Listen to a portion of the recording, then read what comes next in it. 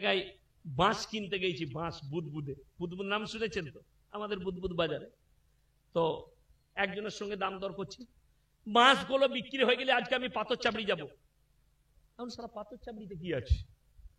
তারপরে দেখলাম এলাকা থেকে লরি বাসে করে যাচ্ছে, বলে কি ব্যাপার? বলে হুজুরের জন্মদিন। আমি তোর হুজুরের বীজ মারি আমি। ছেলের জন্মদিন পালন করা হারাম, আর ভণ্ড পীরের জন্মদিন পালন করা যায়, যাদিকে কে বুঝাবে? নবীজির জন্মদিন পালন হচ্ছে পশ্চিম বাংলায় অনেক জায়গায়, ঠিক কিনা? জুলুস বার হচ্ছে, অবাক হয়ে যাবে। একটা দলিল যদি কেউ হাদিস কুরআন থেকে দিতে পারে যে অমুক সাহাবী অমুক দিনে জুলুস বার করেছিল, তো আমি সেই দিন থেকে জুলুস বার করব। জুলুস শুনবে? বর্ধমান টাউনে ডিজে বাজিয়ে জুলুস হচ্ছে নবীর মহব্বতে। এখন তো আপনি জানেন আমাদের এলাকায় একটা গ্রামে বলছে, জানো আগুনের ওপরে মুসল্লা বিছিয়ে নামাজ পড়ছে। কবে? বলে মুহররমের দিনে। আমি অত ওলি আমরা হয় না। আচ্ছা, কাঁটাদিঘির হযরতজি ছিলেন না ছিলেন না? আমার বাবাজিরা চিনেন, আমি দেখি নাই কিন্তু আমার মনে পড়ে না। কি বললেন? আব্বাজির মুখ থেকে অনেক তারিফ শুনেছি, আরো উনি দারুণ মানুষ। আচ্ছা, হযরতজির জন্য কোনোদিন শুনেছেন কারোর মুখ থেকে যে উনি আগুনের ওপরে নামাজ পড়তো? শুনেছেন? শুনতেও পাবেন না। আমি বললাম আগুনের ওপরে নামাজ কখন পড়া যায় জানিস? বলে কখন? আমরা যখন গাঁজা আর মদ খাওয়া যায় তখন, তার আগে নয়। আগুনের ওপরে নামাজ পড়াটাই হারাম। কথাটা বুঝতে পেরেছেন না পারেননি? আগুনের ওপরে নামাজ পড়াটাই হারাম। শুনেন, অনেকজন মনে মনে করে ইয়াসিন সাহেব মনে হয় পীর মানে না। আমি তোমার থেকে বেশি পীর মানি, আমি ভণ্ড মানি না। আমি তোমার থেকে বেশি পীর মানি। আরে আমার বাপের থেকে বড় পীর আমার কাছে কেউ হতে পারে? কথাটা বুঝতে পেরেছেন না পারেন? আমার বাপের থেকে বড় পীর আমার কাছে কেউ হবে? কেউ হবে না। এরপর ভেবে দেখুন, আমাকে যারা ভাবছেন এটা পীর বিরোধী, আমি পীর বিরোধী নয়, সিস্টেম বিরোধী। এখানে হাজী সাহেব কে আছেন? হাত তুলেন। কেউ নাই? হাজী সাহেব কেউ থাকলে হাত তুলেন। কেউ আছেন? উমরা করে এসছেন, হাত তুলেন। ওখানে আছে? মাশাআল্লাহ। মক্কা থেকে মদিনা 470 কিলোমিটার রাস্তা, ঠিক বললাম হাজী সাহেব? হ্যাঁ। আচ্ছা, কটা মাজার দেখে এলেন? বা একটাও দেখে নাই।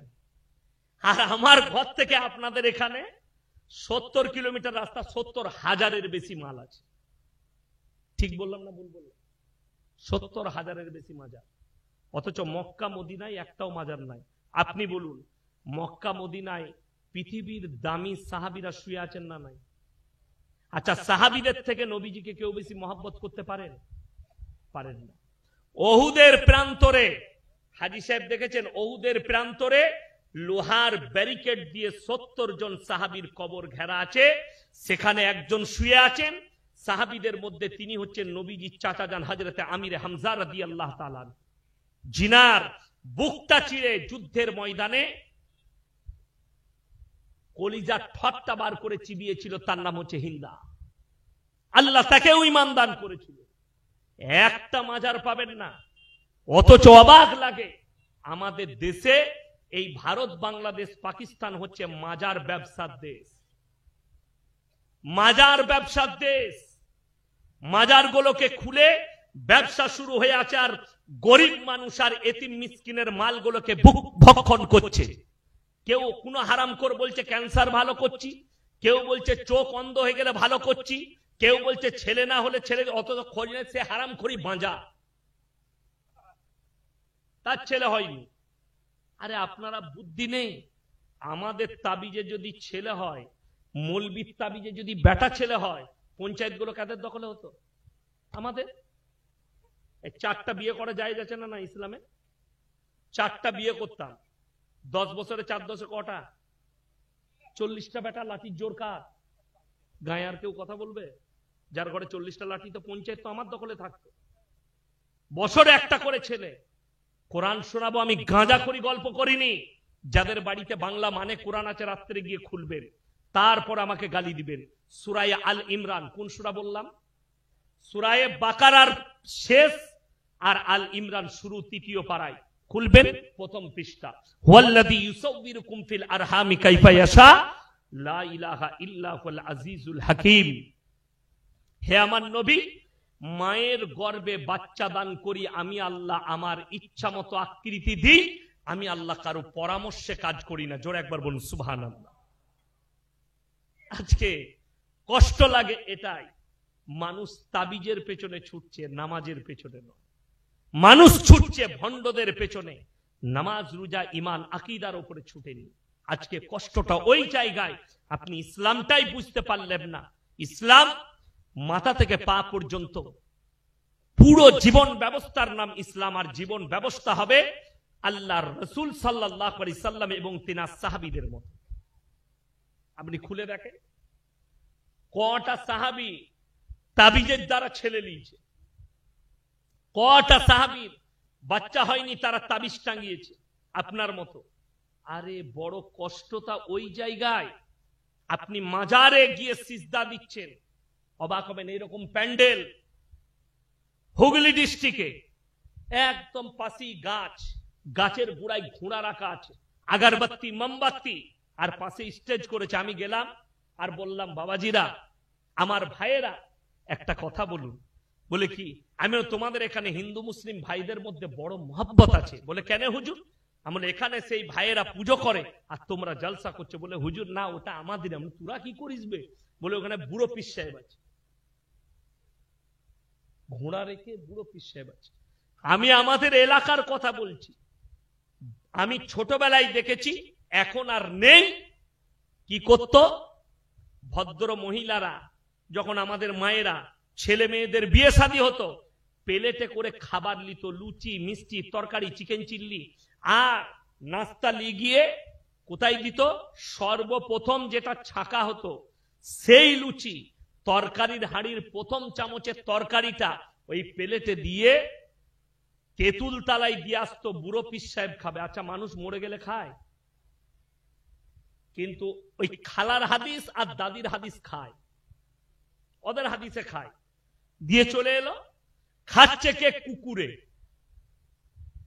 যখন চেঁচে পুটে খেয়ে চলে গেছে কুকুরটা, দাদি এসে খালা বলছে একদম পীর সাহেব সুন্নত আদায় করে খেয়েছিল।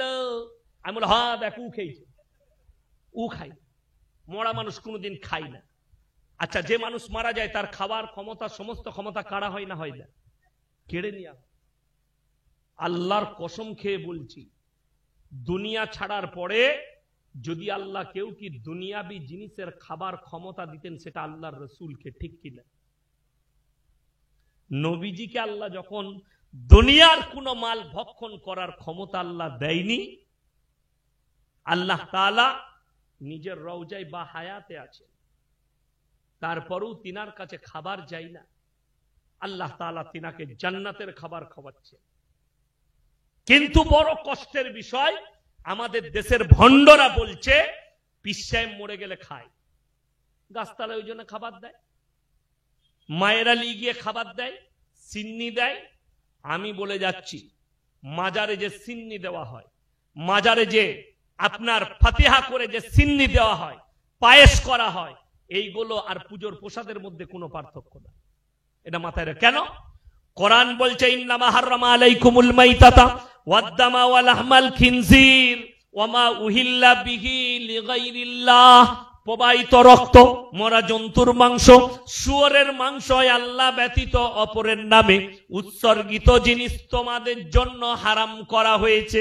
কোরআন। আল্লাহ ব্যতীত কবরের নামে, আল্লাহ ব্যতীত মূর্তির নামে, আল্লাহ ব্যতীত গাছের নামে হারাম। আল্লাহ তাআলা শুয়োরের মাংস, প্রবাহিত রক্ত, মরা জন্তুর মাংস আল্লাহ ব্যতীত অপরের নামে উৎসর্গ করা জিনিস আল্লাহ হারাম করলেন। আপনি মাজারে গিয়ে সিজদা দিয়ে সিন্নি খাচ্ছেন, আপনি ভেবে দেখুন আপনি কি খাচ্ছেন। ভাববেন, বড় কষ্ট লাগে। বাপের কবর চিনে না। আরে কবরে চাদর চড়ানো জায়েজ হলে আল্লাহর রসুলের কবরটা আসমান পর্যন্ত হিরে মতি মুক্ত চাদরে ঢেকে যেত। রসুলের কবরে জায়েজ নেই, পৃথিবীর আর কোন মৌলবি মোল্লা পীর ফকিরের কবরের জন্য জায়েজ হতে পারে না। আল্লাহর রসুলের কবরে সিজদা নেই, পৃথিবীর আর কোন মৌলবি মোল্লা পীর ফকিরের কবরের জন্য সিজদা জায়েজ নেই। এইটা আপনাকে বুঝতে হবে। সবাই সিজদা কার কাছে করবেন জোরে বলুন? আল্লাহর কাছে। আজ থেকে নিয়ত করুন তো হাত তুলে, 5 ওয়াক্তের নামাজি হব। সকলে জোরে বলুন ইনশাআল্লাহ। নামাজ কেউ ছাড়বেন না, নামাজ একদম অনিবার্য, আপনাকে পড়তেই হবে নামাজ। আপনি পৃথিবীর যে কোনো কোনায় থাকুন, আপনি মাঠে আছেন, পবিত্র আছেন, আজান হয়ে গেছে জোহরের, এলের মাথায় গামছা বিছিয়ে গা ঢাকা আছে, গায়ে গেঞ্জি আছে, আপনি নামাজ আদায় করলেন। আপনারা বলুন, যেখানে আপনি আছেন সেখানে টুপি নাই, বিনা টুপিতে নামাজ হবে না? হবে না? নামাজ হয়ে যাবে। তাহলে আপনি নামাজটা পড়বেন না কেন? আপনি ব্যবসায়ী দোকানে আছেন, আপনি রসুলপুর বাজারে দোকান করেছেন, কুমড়ুলের গ্রামের বাজারে দোকান করেছেন, আপনার কি হয়েছে? আজান হয়ে গেছে জোহরের, দোকানে খদ্দের আছে, ভাই দাঁড়াও, উজু করে আপনি নামাজটা ফরজটা পড়ে নিলেন, সুন্নতটা পড়ে নিলেন, তারপরে আবার দোকানদারি করলেন। আপনি তো আসর পর্যন্ত টাইম পাচ্ছেন। আচ্ছা, মানুষ না খেয়ে মরে না খেয়ে মরে? খেয়ে মরে যায়। তাহলে নামাজ আপনার ছাড়া যাবে না, খাবারটা ছেড়ে যাক। কথাটা বুঝতে পেরেছেন না পারেনি? খাবার আমার ছেড়ে যাক, নামাজ কিন্তু আমার ছাড়া যাবে না। এইটা আপনাকে চিন্তাধারা নিতে হবে যে আমাদিকে দিনের সঙ্গে জুড়তে হবে। সবাই জুড়বেন, জোরে বলুন ইনশাআল্লাহ। যে বাচ্চাগুলোকে দেখলেন এই মুআজ্জাম মক্তবে জুড়েছে, আপনি দ্বীনি শিক্ষায় এগিয়ে যান, তা না হলে বেঈমান কাফেররা যে জাল বিছিয়েছে সেই জাল থেকে বাঁচার উপায় নেই। কেন? আপনি দেখতে পাবেন কতগুলো পাপ আপনার কাছে ছুটে এসছে, আপনি অনুভবও করতে পারবেন। পৃথিবীর শ্রেষ্ঠ মুফতি, মুফতি তাকি উসমানী পাকিস্তানে, তিনি বলছেন, जब क़यामत करीब आएंगे तो पूरे दुनिया में हराम औलादों से भर जाएंगे। হারাম আওলাদে ভরে যাবে। তার কয়েকটা প্রুফ তিনি দিয়েছেন যে কিয়ামত से पहले জিনা আম हो जाएंगे। জিনাটা, ব্যভিচারটা আম হয়ে যাবে। এখন তো পরকীয়া আম হয়ে গেছে, হয়েছে না হয়নি? এখন বেশিরভাগ যেটা আপনি খুঁজলেন, লোকের বউকে নিয়ে পালিয়ে গিয়ে ঘর করছে। বিয়ের প্রয়োজন পড়েনি, কিচ্ছু না। ঠিক বললাম না ভুল বললাম? সে যদি বিয়ে করতে যায়, সে তো জানে আমি মৌলবীর কাছে ফেরে পড়ব। যদি বলে আমি এই লোকের বউটা নিয়ে পালিয়ে এসেছি, কোন মৌলবী বিয়ে পড়াবে না। ঠিক বললাম না ভুল বললাম? যদি আসে এটা আমি লোকের বউ নিয়ে পালিয়ে এসেছি, আপনি বিয়েটা পড়িয়ে দেন। যদি জেনে শুনে কোনো মৌলবী পড়ায়, যতদিন জিনা করবে তারা, সেই জিনাটার সমস্ত পাপ সেই মৌলবীর হবে। কেন? ইসলামী শরিয়া এত সুন্দর। কোন মহিলা, মায়েরা ভালো করে শুনবেন, তোমার যদি মন হয় যে এই পুরুষের সঙ্গে আমার থাকাটা চলবে না, আমাকে ভালো লাগছে না, তুমি শরীয়ত সম্মত তার সঙ্গে ডিভোর্স লাও। কথাটা বুঝাতে পারলাম? শরীয়ত সম্মত। মায়েরা ভালো করে শুনবেন, আমার সঙ্গে হচ্ছে না, সংসারে অ্যাডজাস্ট হচ্ছে না, আপনি বাম্মায়ের সাথে কথা বলুন, ছাড়লেন, তার সঙ্গে ডিভোর্স নেন, 3 মাস 10 দিন ইদ্যত পালন করুন, অন্য স্বামী গ্রহণ করুন, ইসলামে নিষেধাজ্ঞা নেই। তোমার প্রয়োজন নাই এই স্বামীটা, আমি এর সাথে ঘর করব না, কোনো অসুবিধা নাই, ইসলাম তোমাকে জোর দেয়নি। তোমাদের মনোমিলন না হলে তুমি ছাড় নিয়ে লাও, স্বামী ছাড় দে। যদি কোনো স্বামী অত্যাচারী হয়, সত্যিকারী অত্যাচার করছে, সত্যিকারী বিবিকে জ্বালায়, মদ খায়, মারে, অত্যাচার করে তার উপরে, অথচ স্বামী ছাড় দিচ্ছে না, তার রাস্তা শরীয়তে আছে, তার রাস্তা আছে। কোথায়? ইমারতে শরিয়া, যেটার নাম হচ্ছে পার্সোনাল ল বোর্ড। আপনার সেখানে যোগাযোগ করতে হবে। বাঁকুড়া জেলায় ইমারতে শরিয়া কোথায় আছে, বর্ধমান জেলায় ইমারতে শরিয়া কোথায় আছে, তার বাড়িতে 3টে চিঠি যাবে 3 মাসে। প্রথম চিঠি যাবে, স্বামী যদি উত্তর না দেয়, দ্বিতীয় যাবে, স্বামী যদি উত্তর না যায়, তৃতীয় যাবে, উত্তর যদি না দেয়, তারপরে খোলা তালাক হয়ে যাবে। ওটা ইমারতে শরিয়া থেকে। আর যদি স্বামী উত্তর দেয়, তাকে গিয়ে ইমারতে শরিয়ায় দেখা করতে হবে, তারা দুজনকে সামনাসামনি বসাবে, তাদের ফাইসালা হবে, তারা কে অপরাধী কে অপরাধী নয়, মেয়েটা মিথ্যা বলছে না সত্য বলছে, সব যাঁচ হবে, তারপরে তারা ফাইসালা দিবে, তবে জায়েজ তরিকা। আজকে মুসলমান পেল কোথায় আপনাদিকে বলে দিই। কেন তিনি বললেন যে হারাম औलादों से भर जाएंगे, কেন বললেন বেঈমান কাফিরোं ने हमारे चारों तरफ जाल बिछाया है, আমাদের চারিদিকে জাল বিছিয়েছে। বলে দিই, আমাকে যদি জিজ্ঞেস করেন আপনার পরিচয় কি, আমি আমার বাপের নাম বলবো না মায়ের? কথা বলে না? বাপের নাম বলবো যে আমি মৌলভী শওকত সাহেবের ছেলে, ঠিক কিনা? আপনাদের মধ্যে যদি কেউ কি জিজ্ঞেস করি বাবা তুমি কে, সে আমাকে বাপের নাম বলবে না মায়ের? বাপের। যদি বাপ মারা যায় তাও বলবে আমি মরহুম অমুকের ছেলে, ঠিক কিনা? মরে যাও কেন? আল্লাহ তাআলা, ভালো করে শুনবেন এই কথাটার দিকে আপনারা নজর দেন, মায়েরাও শুনবেন। আল্লাহ তাআলা মানুষের যে পরিচয় ঘটিয়েছে ওটা বাপের দ্বারা। জোরে একবার বলুন সুবহানাল্লাহ। আপনাদের এলাকায় ছাগল আছে না নাই? আপনারা চাষিবাসী মানুষ, ছাগল নাই?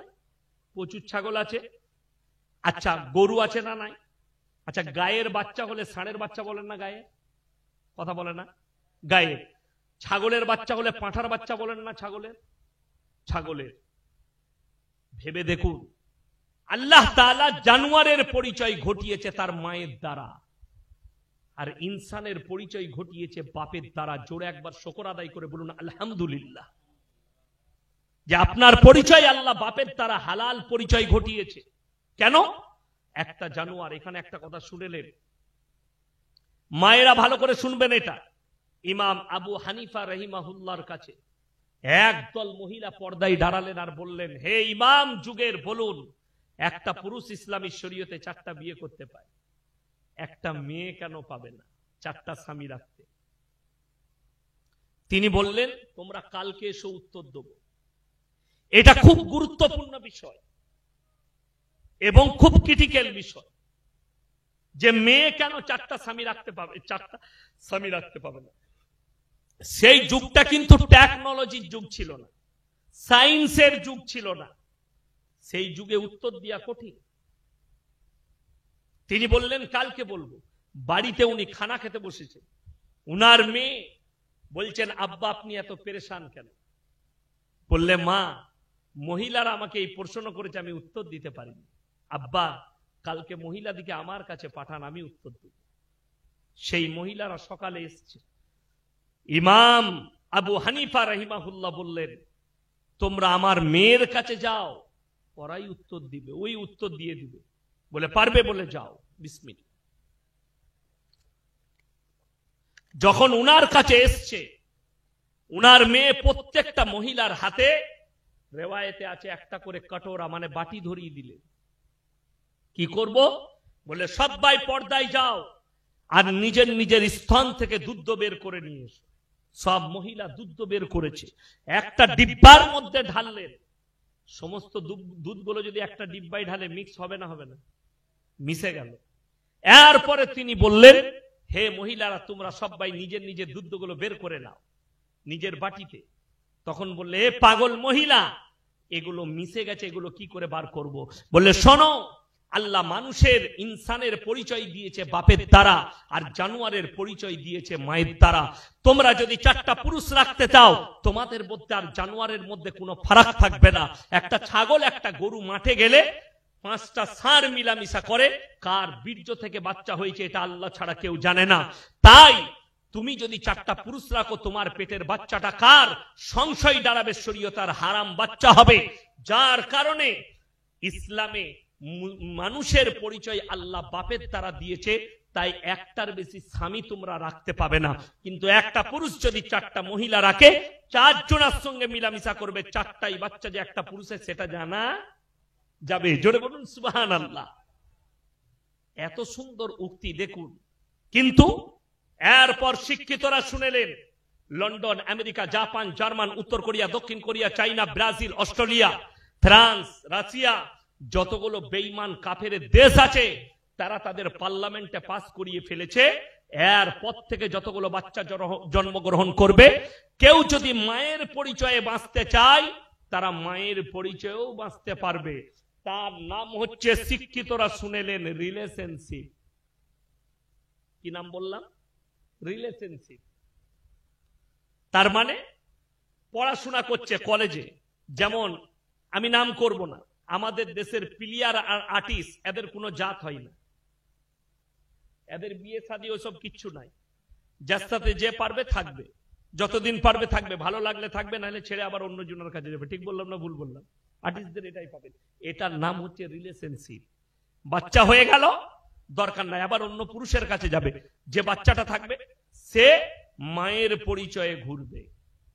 যদিও ভারতে এখনো পাস হয়নি, বিভিন্ন দেশে হয়নি, কিন্তু বেশিরভাগ ইহুদি, নাসারা, বেঈমান, কাফের, খ্রিস্টানদের দেশে পাস হয়ে গেছে। তারা পাস করিয়েছে খালি জিনা করার লেগে। আজকে জানেন আমার যুবকরা, যুবতীরা, এরা আমাদের থেকেও বেশি চালাক, হালাল প্রেম বার করেছে। হাসছে, হালাল প্রেম জানেন না? ওরে বাবরে, তার ডিজাইন আলাদা। রাতের বেলায় ফোন করছে, আসসালামু আলাইকুম, নামাজ পড়েছো এশার শোনা? হ্যাঁ পড়েছি। ভাত খেয়েছো? কি দিয়ে খেলে? এশার নামাজ পড়ে এরপর রাত্রে গল্প শুরু হলো ফজর পর্যন্ত। ফজরের মুয়াজ্জিন আজান দিচ্ছে, আল্লাহু আকবার, আল্লাহু আকবার। শোনা আমাদের এখানে আজান হচ্ছে, আমাদেরও হচ্ছে। এরপর নামাজ পড়বো, রাখি? বললে হ্যাঁ রেখে দাও। দাঁড়াও, একটা দিবে না? যারা বুঝার তারা বুঝে গেছে, যে হাসছে। এটার নাম হচ্ছে হালাল প্রেম। হারাম করে প্রেম কখনো হালাল হয়? ইসলামে প্রেম জায়েজ আছে, মায়ের সাথে, বাপের সাথে, প্রতিবেশীর সাথে, দাদুর সাথে, দাদির সাথে, নানির সাথে, ফুপুর সাথে, আত্মীয় স্বজনের সাথে। কিন্তু তোমরা যেটা করছো এটা হারাম, জিনা। আমাদের বেশিরভাগ পরিবার নিজের সন্তান দিকে জিনার মুখে ঠেলে দিচ্ছে। কেমন করে? এখন আমাদের সমাজে একটা জিনিস উঠেছে, নতুন করে আবিষ্কার হয়েছে, সেটার নাম হচ্ছে বিয়ের দিন ঠিক হলে আশীর্বাদী হচ্ছে। ঠিক বললাম না? বললাম না? হারাম। আশীর্বাদী ইসলামী শরীয়তে হারাম। কোন মৌলবি যদি এটা হালাল প্রমাণ করাতে পারে, আমি ইয়াসিন জীবনে আর সমাজের বুকে বক্তব্য দেব। বলুন, একজন বলে দেন আশীর্বাদী হালাল, জায়েজই নাই। আশীর্বাদীতে কি হচ্ছে? আশীর্বাদী আংটি পড়াবে, ছেলে মেয়েকে, মেয়ে ছেলেকে, হারাম। ওই আংটি পড়ানোটা জায়েজ হবে তখন ছেলে পড়তে পাবে না। ছেলেরা যদি সোনার আংটি পরে, হারাম, লিখে নিয়ে যান। ছেলেদের শরীরে সোনা ঠেকানোটাই হারাম। ছেলেদের শরীরে কি বুঝলেন, রূপোর আংটি পরতে পারবে অতটা, যতটা আংটি সফরে গেলে বেচে দিলে যেন দাফন কাফন হয়ে যায় ওই খরচার দ্বারা। কি বুঝলেন? আমাদের সমাজের ছেলেরা শ্বশুর ঘর যাচ্ছে, সোনার চেন পড়েছে। আমি খালি অবাক হয়ে যাই। ইমাম সাহেব বিয়ে পড়াতে ইচ্ছে, রেডি হ, রেডি হ। বুনাই বলছে সোনার চেনটা খুলে দেবে। বিয়ে পড়ানোর সময় খুলবে আর বাকি সময় জায়েজ আছে, খালি বিয়ে পড়ানোর সময় হারাম। কে বুঝাবেন? বিয়ে পড়ানোর সময় বলছে সোনাগুলো খুলে দে, মানে ওই সময় পড়া যাবে না আর বাকি সময় পড়া যাবে। এরা ইসলাম বুঝেছে। আমার ভাই, আমি আপনাদেরকে ওইটাই বুঝাতে চাইছি, বেঈমান কাফেররা আপনাকে জাল ছুঁড়েছে, আপনি ফেসে গেছেন জালে। উলামা দিকে জিজ্ঞেস করুন আপনার এলাকায়, কাঁটা দিঘি মাদ্রাসায় চলে যান, রসুলপুর মাদ্রাসায় যান আর কিতাব খুলে দেখে আসুন। তাদেরকে জিজ্ঞেস করুন রাসূল আকরাম সাল্লাল্লাহু আলাইহি সাল্লামের জামানায় নিকাহ কোথায় হতো? মসজিদের ভেতরে নিকাহ হয়েছে, মসজিদের ভেতরে বিচার হয়েছে, মসজিদের ভেতরে ফয়সালা হয়েছে। আজকে বিয়েগুলো কোথায় হচ্ছে? প্যান্ডেলে। বিয়ের পরই বিয়ে পড়ানো হয়ে গেল, আবার বলছে দাঁড়িয়ে সালাম দাও। ও দাঁড়িয়ে বলছে সালাম আলাইকুম। খেপা পাগল, জীবনে সালাম দেয় না, ও সালাম দিবে কি করে? জীবনে নামাজ পড়ে না, বিয়ের গাড়িটা ঢুকছে গায়ে, বলছে মসজিদটা কোথায়? এরা মনে মনে করছে শালা কোনো অলি বিয়ে করতেই ঢুকি উজু করে 2 রাকাত নামাজ পড়লে আল্লাহ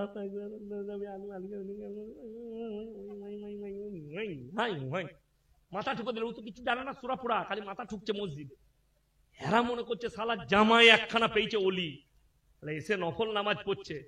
আর যখন জোহরের নামাজ পড়ছে হারামখোর মাঠেতে গাছতলায় বিড়ি টানছে, আর নামাজ নাই, ওই 2 রাকাত পড়েছে। বুঝতে পারছেন কেন মুসল্লি বরকত? নাউজুবিল্লাহ। হাই হাই মুসলমান, কে বললো? অনেকজন আবার মসজিদে সালাম করে, হারাম। আরে আল্লাহর কাছে শুকর আদায় করো, আল্লাহ তুমি আমার নিকাহ দিচ্ছ। 2 রাকাত নামাজ পড়বে যে 5 ওয়াক্তের মুসল্লি, শুকর আদায় করে, আল্লাহ আজকের দিন আমার নিকাহ হচ্ছে, তুমি আমার নিকাহকে কবুল করে নাও, তুমি আমার দাম্পত্য জীবনকে সুখী করো। এই নামাজ পড়ে এই দোয়া করবে। আরে জোহরের পরে বিবাহ হবে, জোহরের নামাজ পড়ে আল্লাহর কাছে চোখের পানি ফেলাও, আল্লাহ আজকে যে আমার জীবন সঙ্গিনী হতে যাচ্ছে তাকে তুমি সুস্থ রেখো, তাকে সুখী করো, নেক করো, আমাদের মধ্যে মিল মোহাব্বত দান করো, এই দোয়া করো। এ তো আমিনু বলতে জানে না আমার ভাই। ওই জন্য অনুরোধ করব সকলকে যে শরীয়তটাকে, শরীয়ত এই